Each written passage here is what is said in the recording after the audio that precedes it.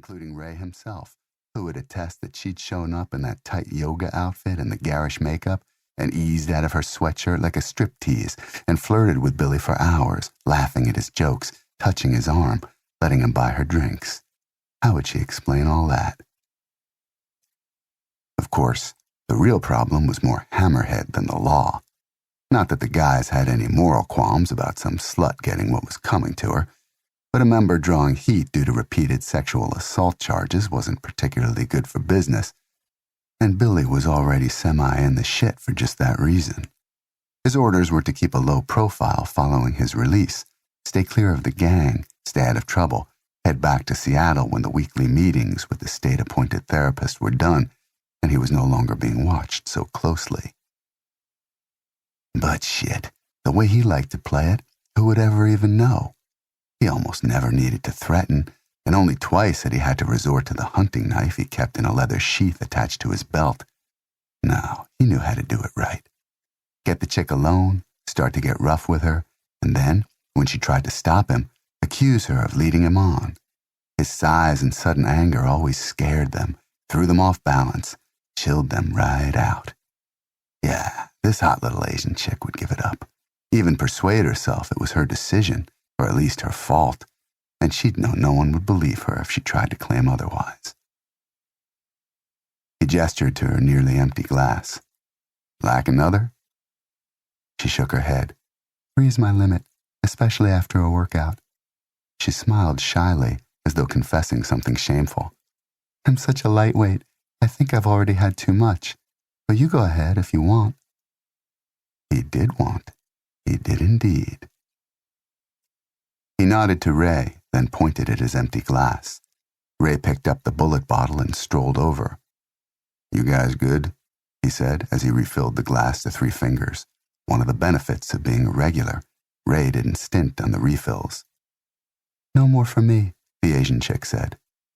Ray nodded. Last call in 15, just so you know. Billy watched Ray stroll away, then raised his glass to the Asian chick and said, Here's to life's little pleasures. He tossed the whole thing back, tilting his chin up to ease the whiskey's passage. He set the glass back on the bar and closed his eyes, just savoring the moment. Damn, he loved good bourbon. One of the things he'd missed in the joint. One of many. When he opened his eyes, the Asian chick stretched her arms back, and oh man, that little rack wasn't so little after all, was it? Well, she said, reaching down to the foot of the bar stool and retrieving her backpack, I should get going. That interview in the morning. Billy looked her up and down, not caring what she made of it. Damn, she really was a hot little slut. It wasn't just the bourbon. He'd wanted her the moment he'd caught her eye as she walked in.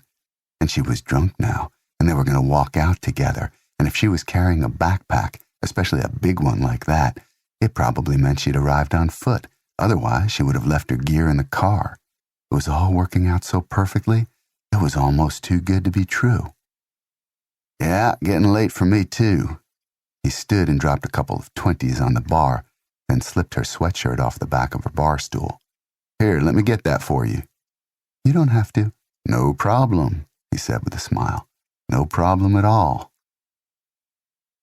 Billy led the way, holding the door for her, letting his gaze slide down past the backpack she had slung over a shoulder, admiring her ass as she squeezed by. He waved a good night to Ray, who nodded in return, his face impassive, probably knowing what Billy was up to, but also knowing it was none of his business.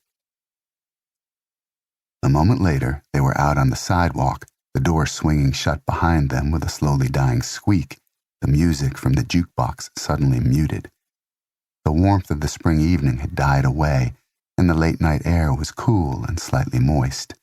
A half-moon hung low in the sky, its edges softened by mist. On one side of the bar was a pawn shop, its interior dark behind barred windows. Opposite, what was once a parking lot, now fenced off and colonized by weeds. Other than the sound of distant 18-wheelers on the interstate and a few late-night crickets, the area was silent. Billy nodded, liking the whole lonely vibe, just the two of them at last. Where are you parked? He asked.